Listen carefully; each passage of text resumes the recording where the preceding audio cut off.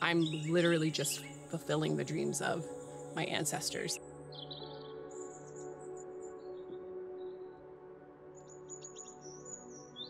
When I'm out here, when I'm working with like certain crops, it's like I do feel like my grandma Nellie and my grandma Ruby's hands on my shoulder, like guiding me. I do feel, you know, my ancestors who were enslaved in Georgia and South Carolina, North Carolina, they're nurturing me.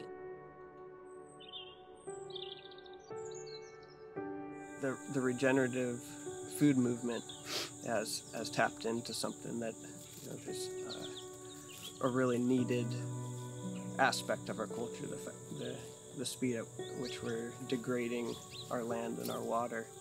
But because they've tapped into that, that's going to also be really quickly exploited by something to sell. It's an incredible awakening when you realize how deeply interconnected we all are.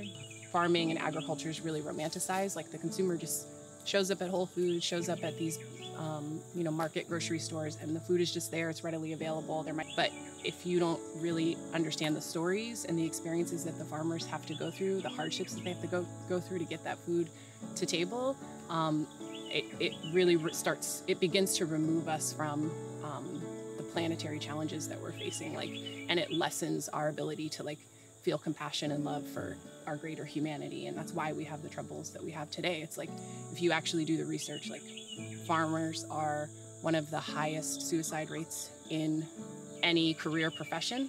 So the mental health of farmers and food growers is incredibly low. Yeah, I have hope.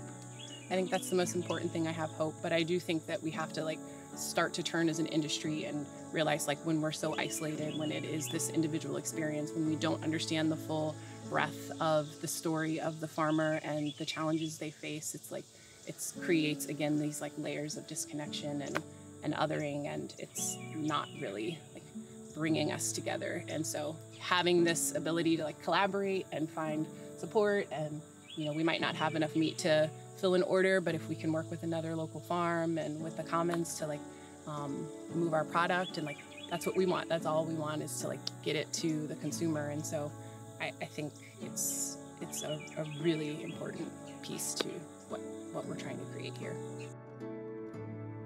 There's an incredible resource around we could build, which is a local farming network, and knowing where your food comes from, and to see how fragile the supply chain is. It's actually an incredible resource around you if you were to support the Commonwealth Network, and we can all support what's around us, and it doesn't have to be trucked in, everything from across the planet.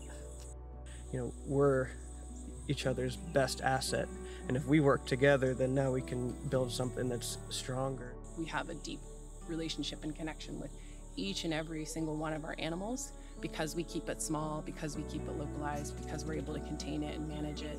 And our animals, our plants are thriving and are healthier because of it.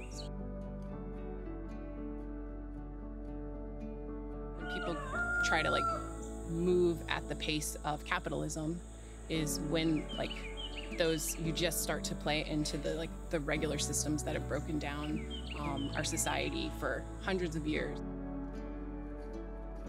There's so much going on around us. It's incredible, the magic of the system we're in. And for a small farmer to have a resource where they can be a part of a collaborative and take that off your plate, where then you can actually do what your job is best, is to be the best caretaker.